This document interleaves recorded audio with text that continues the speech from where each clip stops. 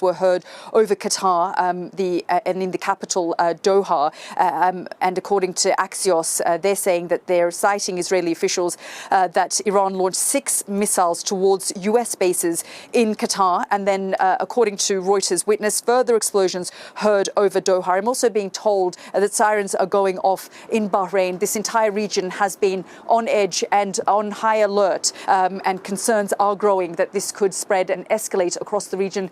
Earlier today, Qatar closed its airspace, and we now understand that 6 missiles were launched against US bases in Qatar, and that explosions have been heard over the capital, Doha. Let's bring in our Mark Stone, who joins us live from Washington. Mark, a lot of developing news in the last few minutes. We heard earlier Qatar closing its airspace. Before that, the US Embassy in Qatar telling American citizens to take shelter, to stay indoors. The British officials said the same thing. Then, like I said, the Qatari airspace was closed.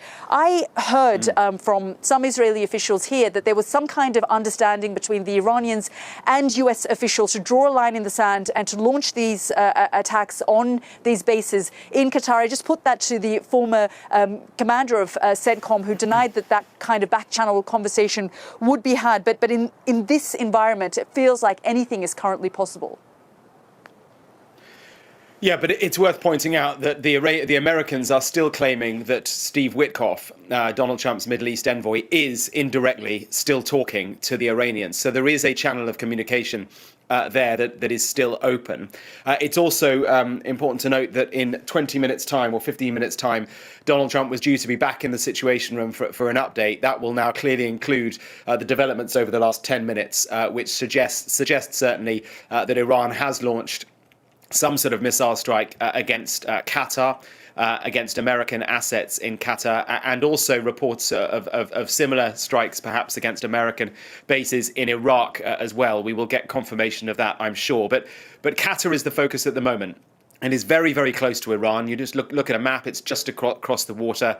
And in Qatar, a very small country, there is a very, very large American airbase. It's called Al Udeid. It is where Donald Trump was just a month ago as part of his Middle East trip. He went to the base to visit troops there, and he gave I was there with him, and he gave what felt like an American-style political rally. Thousands of troops in one of the many, many hangars there. We walked through the hangars, we could see the aircraft, the helicopters, all American. What's important to note is that there are not just American troops there. There are Qatari troops. There are troops from many other countries. The Brits have been based there over the course of the years as well.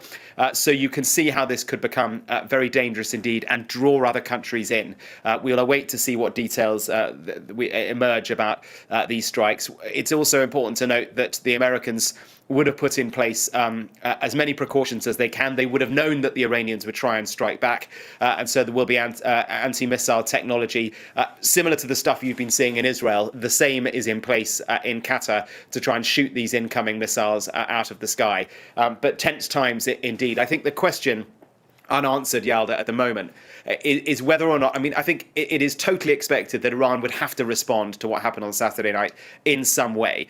But are they going to respond in a calculated way that allows them to be seen to respond, but does not prompt the Americans to ratchet up the tension and respond in kind again? After the assassination of Qasem Soleimani in 2020, that was done by Donald Trump as well. That was a moment where we were in precisely the same situation. Everyone wondered, how will Iran respond to this audacious assassination against its top general? The answer was they went for a token response. They fired missiles at the Al Asad airbase in Iraq. They injured American troops. They didn't kill any. And that was the way that this whole thing then was able to de-escalate. Let's see what happens this time.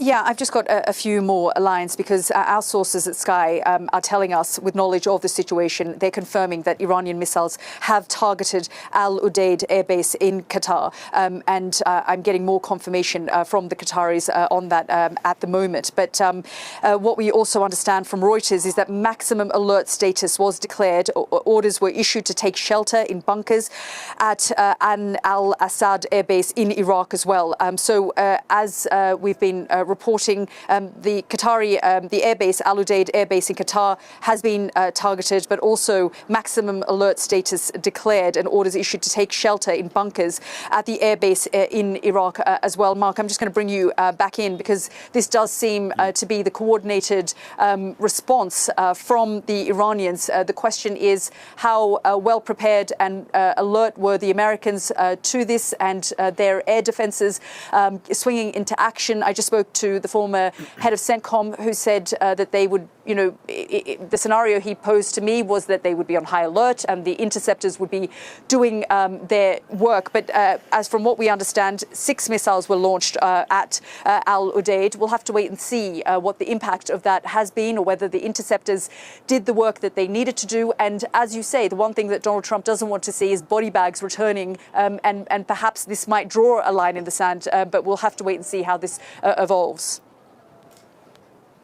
Precisely that. This is the moment of high jeopardy. If any one of those missiles has hit the airbase and has caused Americans to be killed, well then, it changes everything.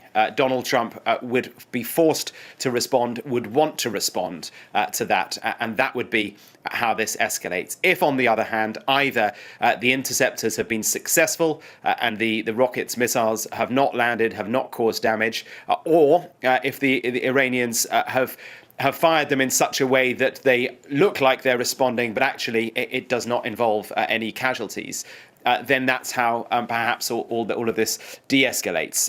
But as you've been saying, 2 air bases now struck. Both of them are large. One is in one is in Iraq, to the south of Baghdad, the other in Qatar.